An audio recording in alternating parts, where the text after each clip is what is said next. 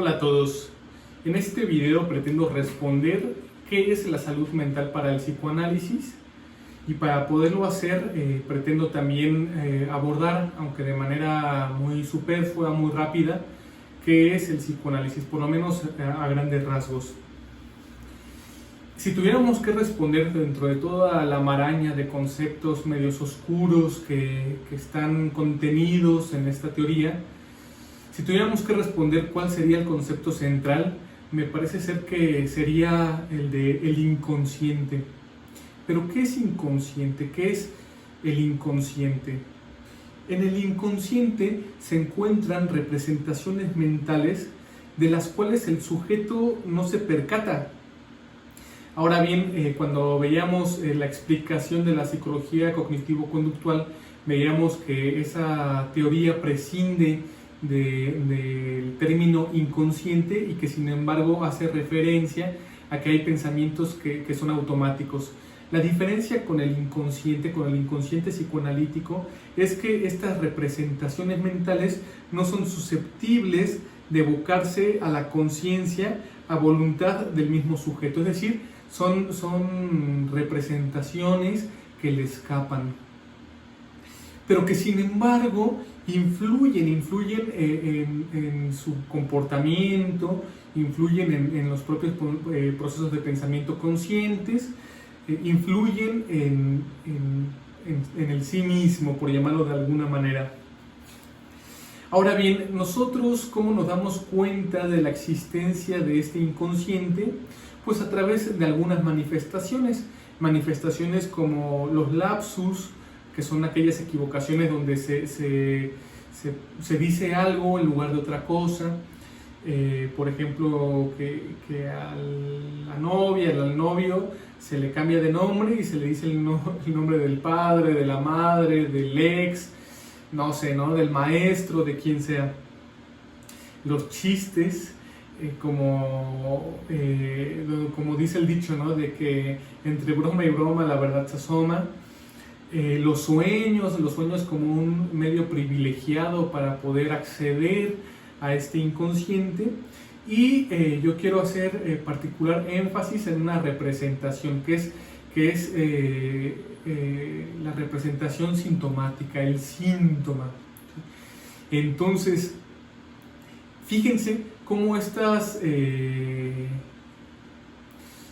manifestaciones que son tan valiosas para el psicoanálisis realmente carecen de valor para las otras teorías, y sin embargo acá ocupan un lugar central. Y yo ponía énfasis con la cuestión del síntoma, porque es donde nos damos cuenta, por lo menos cuando llegan a consulta, ¿no? No llegan a consulta, por lo menos a la consulta clínica, de la psicología clínica, si no es con un síntoma. Hay que ver las particularidades de las presentaciones sintomáticas, particularmente con los niños. ¿Por qué? Porque, bueno, hay muchas cosas que aclarar, ¿no? Pero como que las derivaciones que se hacen a la clínica infantil están muy impregnadas de cuestiones discursivas de las escuelas o de los propios padres, ¿no? Por ejemplo, un niño que lo diagnostican con trastorno por déficit de atención, con hiperactividad, el famoso TDAH, hay que ver si realmente el niño está sintomático o es una imposibilidad, una incapacidad de la propia escuela de poder manejar mediante algunos recursos pedagógicos algunas conductas de los niños.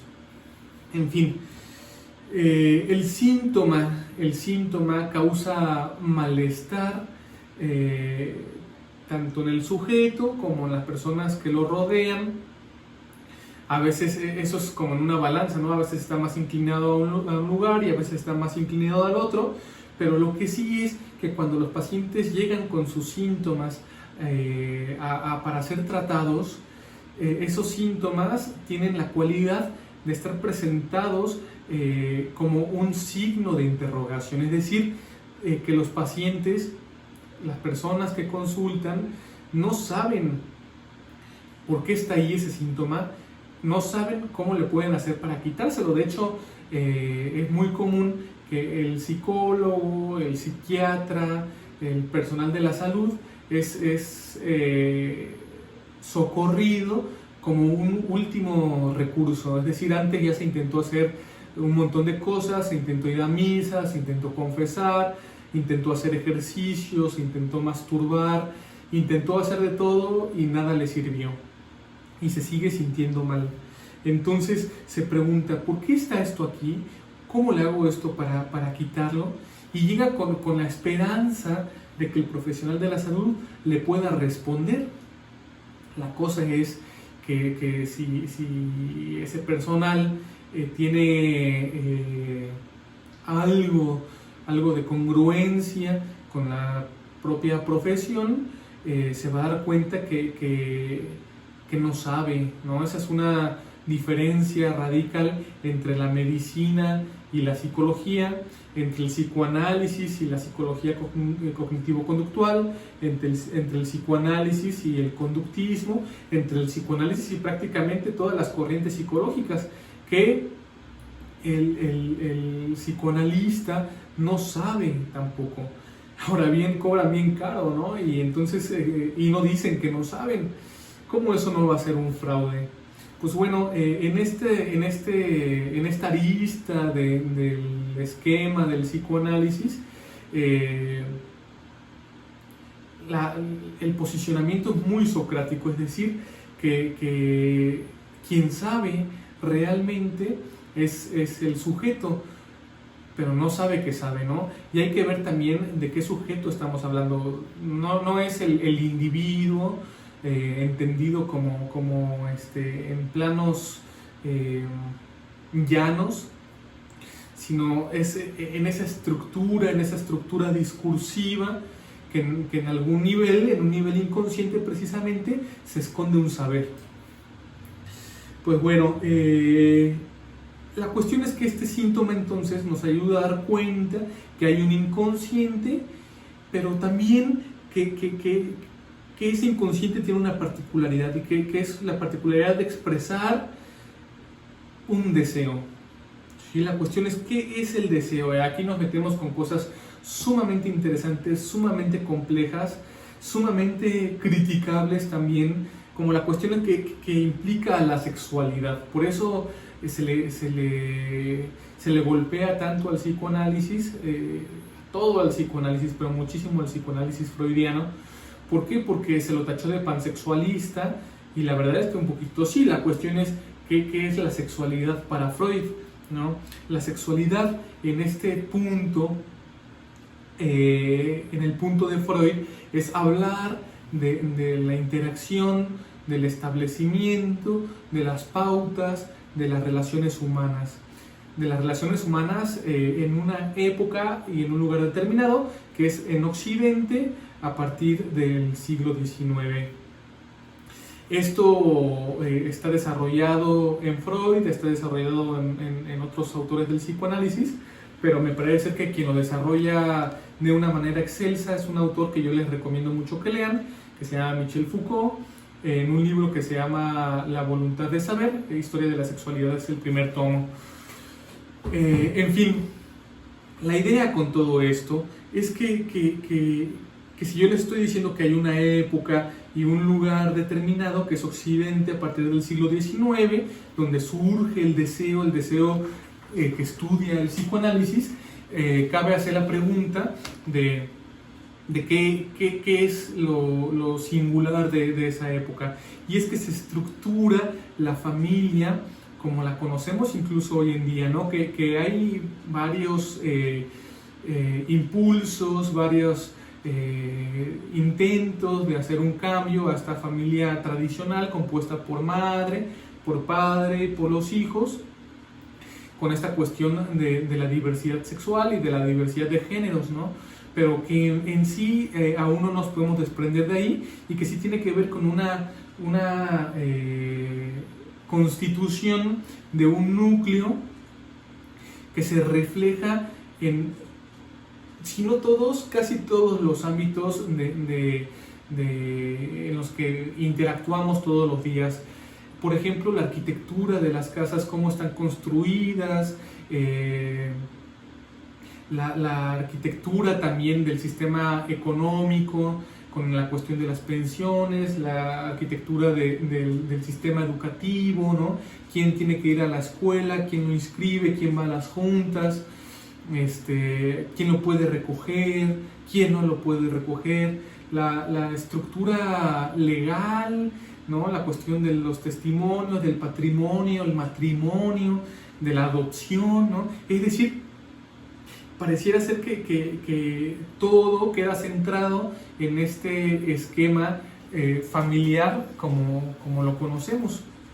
Ahora bien, y entonces el complejo de Edipo, y que si quiere tener sexo con la madre y asesinar al padre, o viceversa, y que si el mal llamado complejo de Electra, y que si bla bla bla, esos son malentendidos, ¿no? Hay que ver la cuestión profunda, hay que ver la cuestión de fondo de todo esto, y tiene que ver dentro de esta estructura familiar qué posición ocupamos nosotros ahí, ¿no? ¿Qué posición ocupamos en algún momento como hijos? ¿Qué posición ocupamos después como padres? Y como padres que no dejamos de ser hijos, ¿no? Por eso están los abuelos, la posición que ocupamos como hermanos. Y de ahí, cómo se hila, se hilvana una serie compleja de expectativas, de dolores, de frustraciones, de exigencias, de demandas, ¿sí? Que repercuten en la manera en que se constituye un sujeto como tal. Uno se constituye para el psicoanálisis a partir de la interacción con nosotros. Eso es un punto similar con el conductismo, ¿no? O sea, dentro de las diferencias astronómicas que hay entre estas dos teorías, comparten que le dan un peso fundamental al ambiente que les digo estructura, en el caso del psicoanálisis al sujeto, ¿no? En el conductismo no hablamos de sujeto.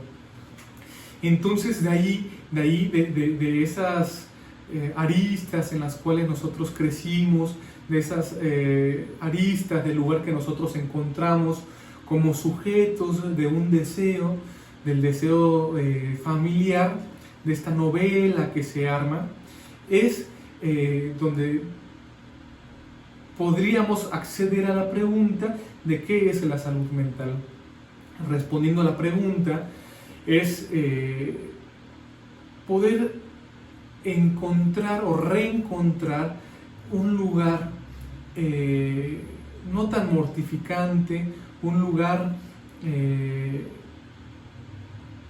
aceptable, no tan sintomático respecto de esa posición que nos fue dada. Es un nuevo posicionamiento, ¿me entienden? De ahí que la terapia psicoanalítica no está encaminada de manera directiva y tampoco pretende hacer cambios en el plano de la conducta, ¿no? Eso es secundario. Aquí los cambios se van hacia la estructura misma y pueden o no incidir, lo más seguro es que sí, sobre otros planos, como el plano conductual. Esto sirve más allá del consultorio, de estar ahí en el diván, puede ser utilizado por otros profesionales de la salud que no sean psicólogos, que no sean analistas. Me parece ser que sí, y más que en el sentido de que un enfermero o un trabajador social acuesten en el diván y hagan al que consulta su psicoanalizado, es poder hacer una crítica respecto de cómo se estructuran los discursos actuales, ¿no? Es poder ver que hay un más allá de lo que plantea la psicología cognitivo-conductual, que hay un más allá del conductismo, que hay mucho que criticar del humanismo, de la idea de la autorrealización, mucho que criticar de cómo se entiende el tema del amor, ¿no? Como si se tratara de encontrar una media naranja, ¿no? O como decía Jorge Bucay, de ser naranjas completas, ver que eso no se puede, por lo menos no desde el punto de vista del psicoanálisis. Ahí me parece que podríamos encontrar una cuestión valiosa de esta teoría. Espero que les haya sido útil para entender qué es el psicoanálisis y su relación con la salud mental.